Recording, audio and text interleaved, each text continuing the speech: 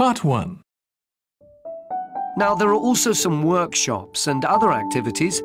They'll all take place at least once every day, so everyone who wants to take part will have a chance. Good. We're particularly interested in cookery. You don't happen to have a cookery workshop, do you? We certainly do. It's going to focus on how to make food part of a healthy lifestyle. And it'll show that even sweet things like cakes can contain much less sugar than they usually do. That might be worth going to.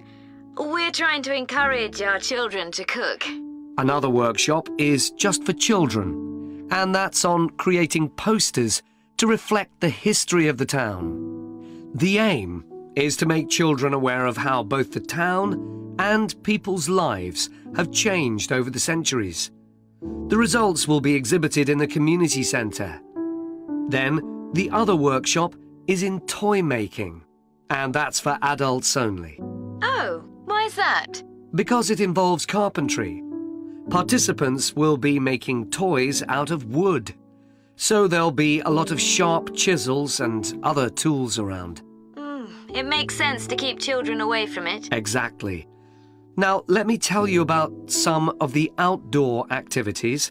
There'll be supervised wild swimming. Wild swimming? What's that? It just means swimming in natural waters, rather than a swimming pool. Oh, okay. In a lake, for instance. Yes. There's a beautiful one just outside the town, and that'll be the venue for the swimming. There'll be lifeguards on duty, so it's suitable for all ages. And finally, there'll be a walk in some nearby woods every day. The leader is an expert on insects. He'll show some that live in the woods and how important they are for the environment. So there are going to be all sorts of different things to do during the festival. There certainly are. If you'd like to read about how the preparations for the festival are going, the festival organizer is keeping a blog. Just search online for the festival website, and you'll find it. Well, thank you very much for all the information. You're welcome. Goodbye. Goodbye. Part 2.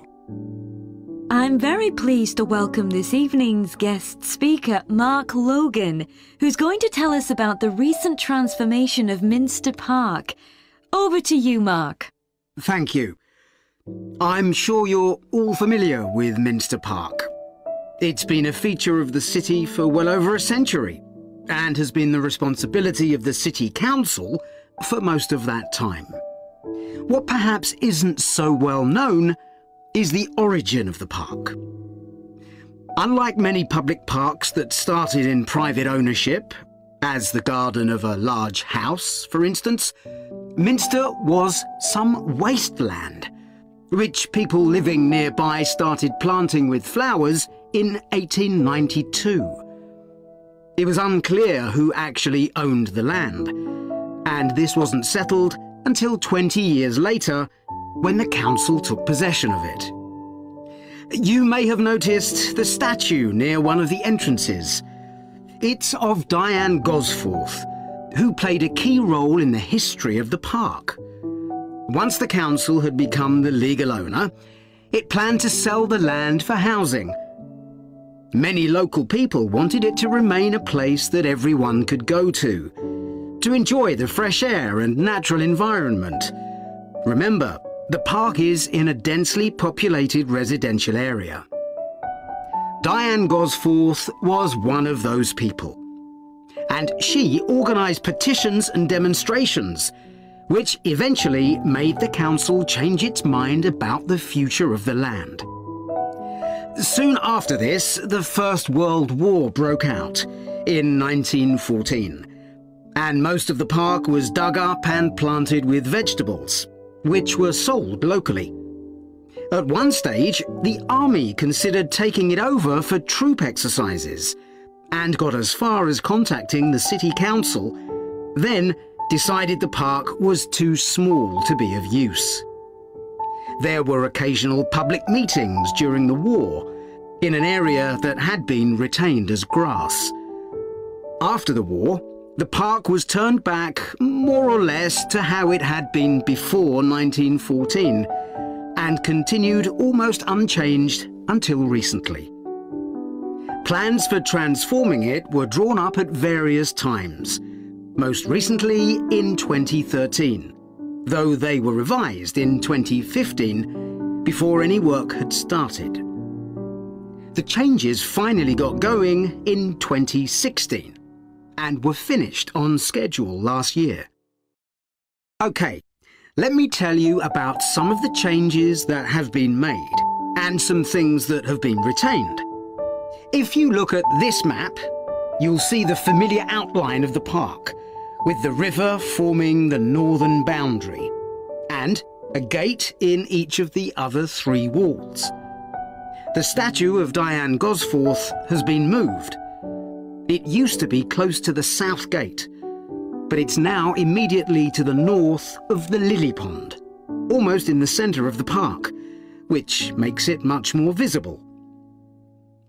There's a new area of wooden sculptures, which are on the riverbank, where the path from the east gate makes a sharp bend. There are 2 areas that are particularly intended for children. The playground has been enlarged and improved, and that's between the river and the path that leads from the pond to the river. Then there's a new maze, a circular series of paths separated by low hedges. That's near the west gate. You go north from there towards the river and then turn left to reach it. There have been tennis courts in the park for many years, and they've been doubled, from 4 to 8. They're still in the southwest corner of the park, where there's a right-angle bend in the path. Something else I'd like to mention is the new fitness area. This is right next to the lily pond on the same side as the west gate. Now, as you're all gardeners, I'm sure you'll like to hear about the plants that have been chosen for the park. Part 3. OK, Graham, so let's check we both know what we're supposed to be doing. OK. So, for the university's open day, we have to plan a display on British life and literature in the mid-19th century. That's right. But we'll have some people to help us find the materials and set it up, remember? For the moment, we just need to plan it. Good. So, have you gathered who's expected to come and see the display? Is it for the people studying English or students from other departments? I'm not clear about it. Nor me. That was how it used to be, but it didn't attract many people, so this year it's going to be part of an open day to raise the university's profile. It'll be publicised in the city to encourage people to come and find out something of what goes on here. And it's included in the information that's sent to people who are considering applying to study here next year. Presumably, some current students and lecturers will come? I would imagine so.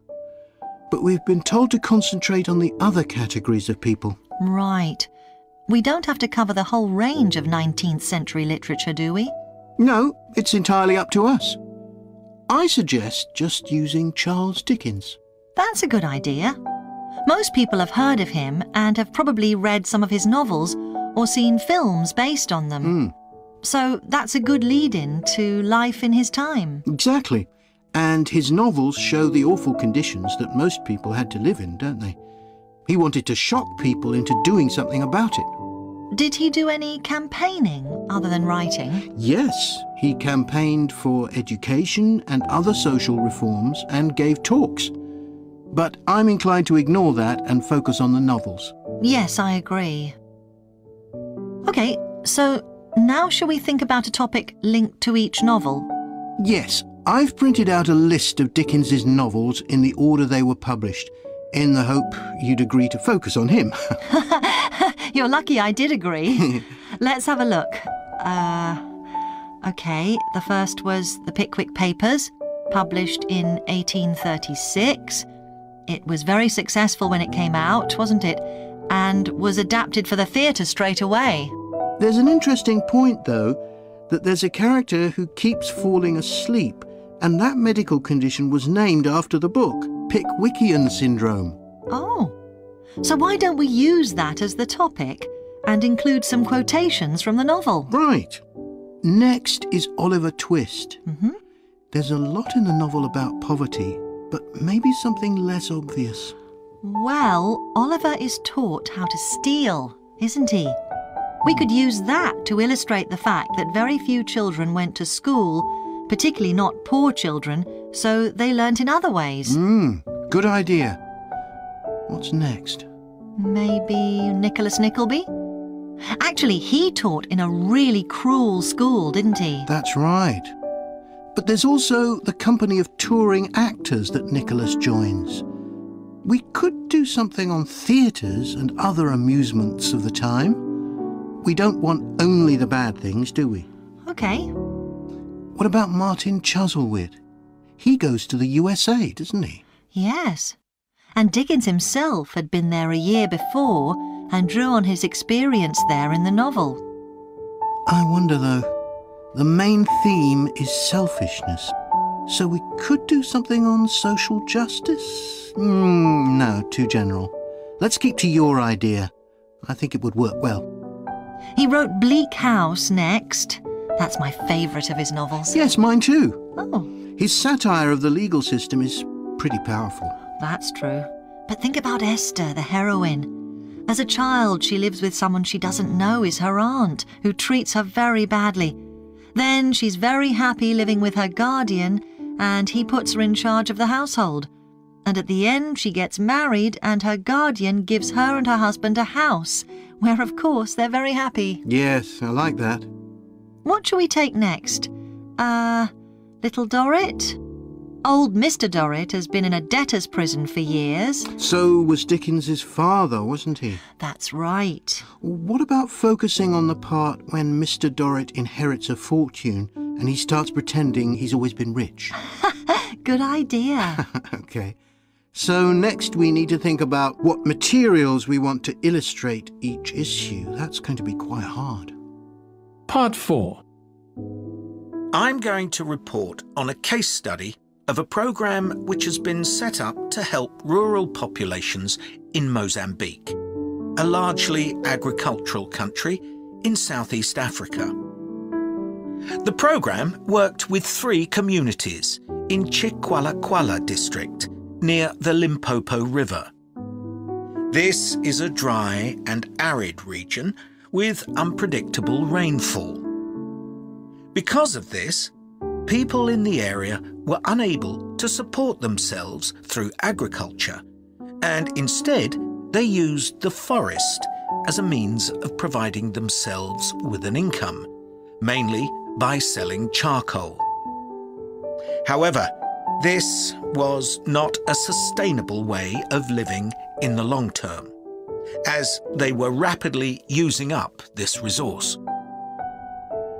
To support agriculture in this dry region, the programme focused primarily on making use of existing water resources from the Limpopo River by setting up systems of irrigation, which would provide a dependable water supply for crops and animals.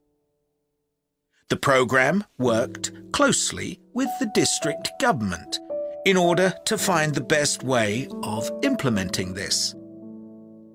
The region already had one farmers' association, and it was decided to set up 2 more of these.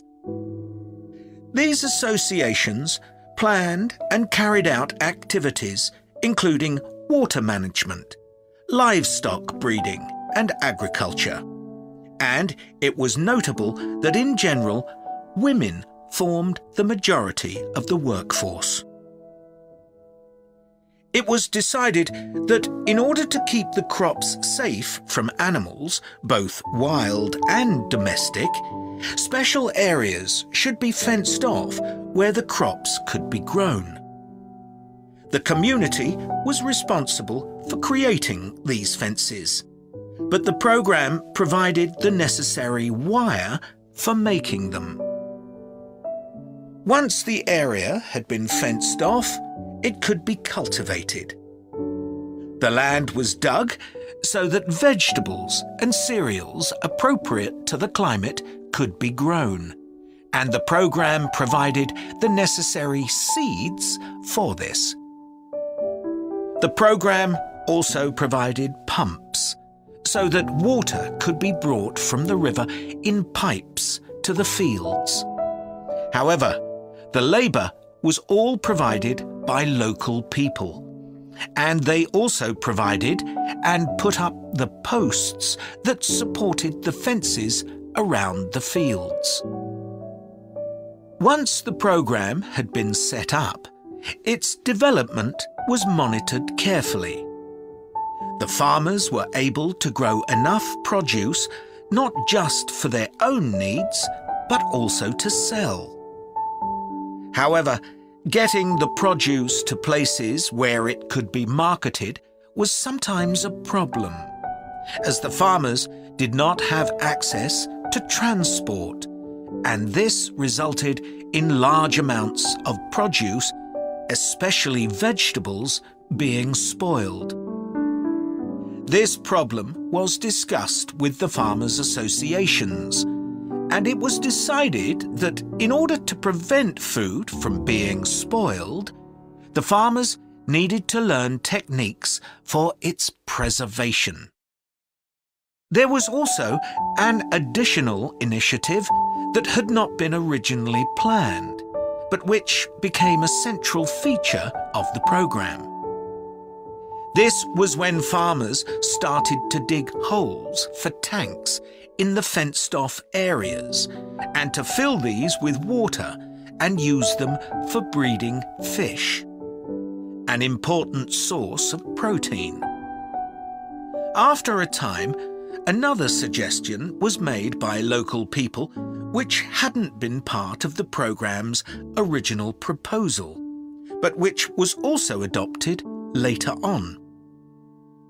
They decided to try setting up colonies of bees, which would provide honey both for their own consumption and to sell.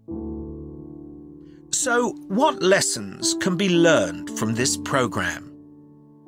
First of all, it tells us that in dry, arid regions, if there is access to a reliable source of water, there is great potential for the development of agriculture.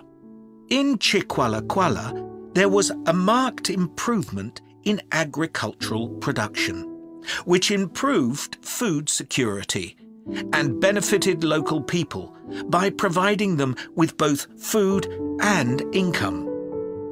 However, it's important to set realistic timelines for each phase of the programme, especially for its design, as mistakes made at this stage may be hard to correct later on.